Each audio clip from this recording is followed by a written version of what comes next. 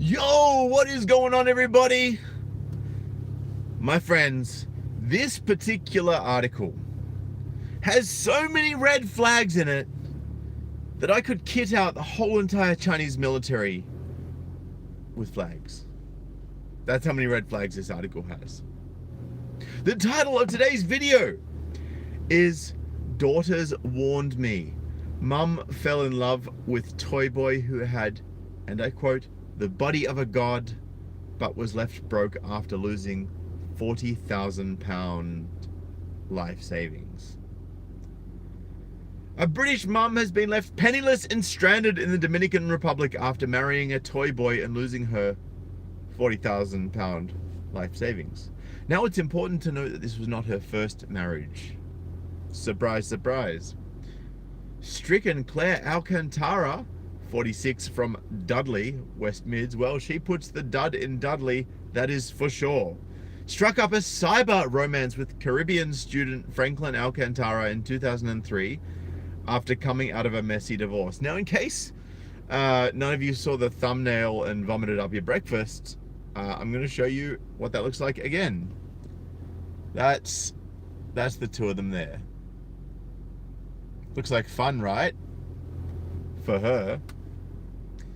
The pair met on Facebook, and within a year she ditched her British citizenship and married him. Wow. Just 6 months later, she applied for a tourist visa for Franklin, who was 12 years younger than her, to visit her in the UK, but it was refused. The mum of three then jetted out to the Dominican Republic for a month to be with her new lover, and while there, began spending cash on his family home. Man, that dick must have been good.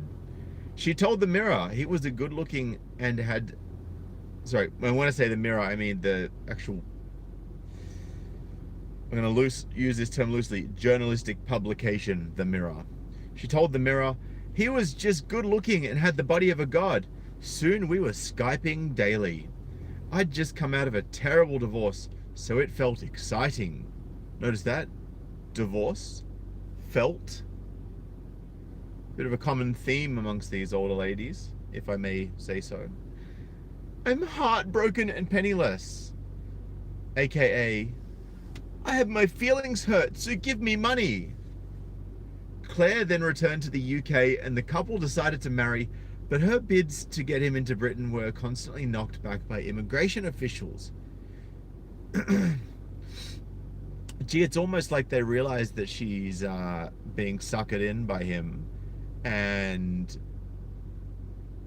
there may even be something that's unresolved on his end that is a reason why he's not permitted to come in. I'm just saying, like, I don't want to jump to conclusions too quick, but I mean, let's be honest, Britain is letting some serious fucking riffraff in at the moment from all countries, so for him to be denied, I mean, that just rings alarm bells for me. Could be wrong.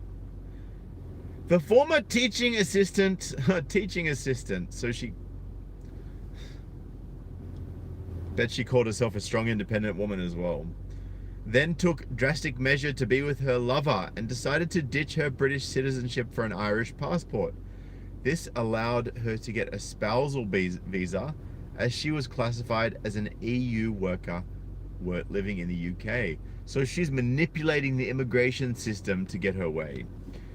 She moved him into her home in the West Midlands in 2014, despite repeated warnings from her three daughters. Repeated warnings from three daughters. And she opened a joint account in the Dominican to fund the construction of a new flat on top of his dad's home. Shattered Claire, now living in a shack on the island, said, I was advised UK law would override EU law, so I decided to give up my British citizenship, so I was solely Irish or an EU citizen living in the UK. One word for you, lady. Brexit. He was granted a UK visa as spouse of an EU worker. My daughter said, don't do it. Don't do it, they said. All three of them said don't do it. £15,000 it cost her. Claire said she brought Franklin a £10,000 Jeep and continued transferring cash to their joint account. Then in December 2017, they sold up in the UK and moved to his homeland for good, where she renovated Franklin's family home. But he went missing, and Claire became suspicious before discovering in December 2018 that he was living in England with another woman. Oh, the plot thickens. This is why I don't read to the end of these articles first, which is why I sometimes get caught up, but sometimes I stumble across gems and treasure chests of laughs like this one. Claire said, he told me that he was moving to Punta Cana to build a hotel as part of his civil engineering course, but he actually went back to England. She claimed his family evicted her after she reported him to immigration. Claire is Wait. She claimed his family evicted her after she reported him to immigration. So she reported him to immigration while she was living with his family? While his family were putting a roof over her head, she reported him to immigration? Now, I'm not saying that what he did was a great thing. I'm not saying that he should be leading people on. Just like I don't think women should lead men on. Right? And, you know, I'm not completely guilt-free. I've done that in the past, and I'm not proud of it, and I wouldn't do it again. You know, who knows? Man, life is complicated, right? So, it's probably not the ideal thing if you don't want things to get messy, I guess, is my core message from either side. She claimed his family evicted her. Claire is desperate to return home to the UK, but says she can't afford the flight, and now she says her husband is living illegally in the UK. The mum said that after she reported him in 2018, she was told by the British Embassy that their joint account was solely in her name. Oh, that's harsh. She went on, I fainted with shock. When I confronted Franklin, he claimed it was a misunderstanding. Days later, he announced plans to work away for 3 months. Claire added, soon 3 months became 6. I started to get suspicious. I spent all my money on Franklin and I can't afford the flight home. I should have never sacrificed a thing for him. She's now found a very low-paid job in Santo Domingo and is staying with a new boyfriend, but is desperate to get home. Of course she's got the new boyfriend to help her pay the bills. Back in the UK, Franklin reveals he is to be deported next month. He said, we had a good relationship in England. Then Claire said we had to go to Dominican Republic because she couldn't live with her daughter. Oh, so Claire, the single mum, didn't get along with her daughter. What a surprise. I wanted to stay in England, Franklin said. We lived in a house with my dad.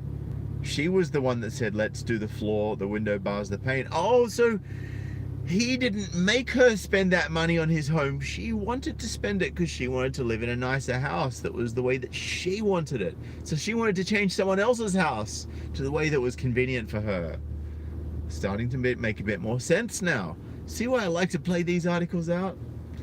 It was about £6,000, not £15,000. Then she brought her daughter and they were always fighting. Wow. So she moved in with him and then brought her daughter to live with him, then wanted to change the house and then said she can't live with her daughter and she wants to go to Dominican Republic. I lied and said I was going to Punta Cana, he said. If I told her I was going to England, Claire would have said no because it was too cold. So Claire would have been controlling and manipulative and told him that he can and can't do things when he is perfectly free to make his own choices. That's what really happened. All starting to fall into place. These red flags, they're just getting waved all around like this. I feel like she's the matador waving the red flag. Just like, oh, there's another red flag. Oh, there's another one. Oh, there's a red flag. Oh, the bulls are coming. Another red flag. Yes, I had a new girlfriend, he said, but she dumped me after Claire contacted her. So Claire contacted the new girlfriend to try and break them up. He insisted Claire did not spend $40,000 on him and said they both bought the car and he gave her £3,000 back as their relationship fell apart. He also denied their joint account was solely in his name, saying, she spent all the money, but not on me. She ruined everything. That sounds a bit more plausible from all the red flags that I've seen. Sounds like Franklin is, maybe got some advantage from being with her, but also got manipulated a lot as well. It feels like there's two very conflicting sides to this story. And it just proves that when you're giving the good dick, people will go crazy for it. Just like guys go crazy for the good puñada.